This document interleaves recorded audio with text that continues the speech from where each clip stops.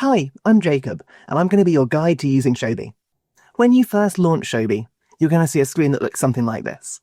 Now, you may have some classes there already if you've been using Showbie before, or you might have a completely empty screen. It really doesn't matter.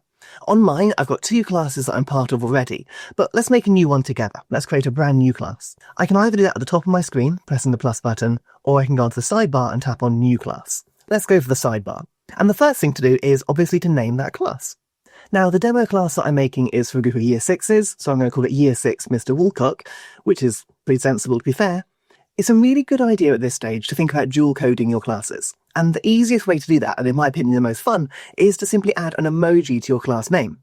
This makes it really stand out, and for students and educators it makes it easier to find in Showbie. You might pick an emoji linked to the subject you teach, you might pick one that the class has chosen for a vote, or you might just choose a rocket because it's cool. That's what I'm going to do here. When you're done with the name, we're going to start customizing how the class works.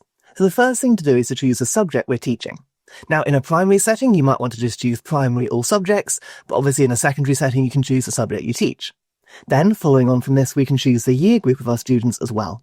I'm going to go for Year 6 because it's a Year 6 class, and then when we're done, we're going to skip over what's called class code. We'll come back to that in a moment, don't worry. But let's have a quick look at the 2 toggles underneath. So let's start by looking at the portfolio.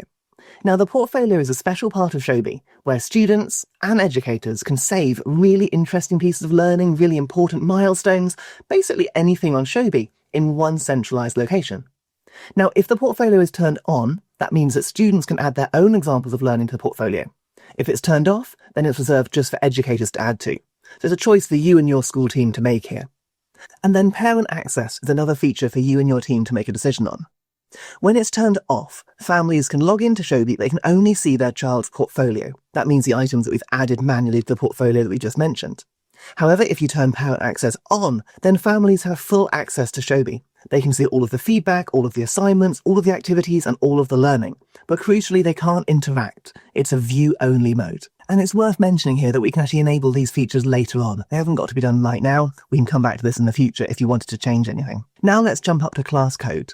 And here you've got a 5-digit code, which students can use to join their class on Showbie.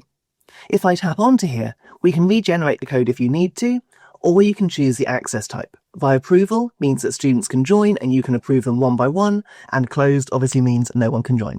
Okay, so far so good. That's the class setup page done. Now at this point we can see our new Year 6 class alongside my 2 other example classes here, and I can tap on that and jump straight into that class. Right now it's obviously empty, but we'll add things to it later.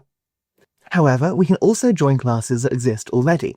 And actually the process here is the same for educators and for students. So when your students join the class, it will look pretty similar to this. So all we're going to do is go back to the main Showbie homepage and then tap the plus button on that top toolbar. From here you've got the option to join a class, and that's where you type in that 5-digit code that we just created. Maybe your co-teacher is sharing a class with you, maybe you're the admin of the school and you want to join multiple classes, or a subject lead, or maybe, like I said, you're a student looking to join your new class. It works the exact same way. You type in the codes and you press join. When you do that, the person that created the class will get a notification saying that you've requested to join. At this stage, they can approve or deny, which means that you can be confident that only your students are joining your class.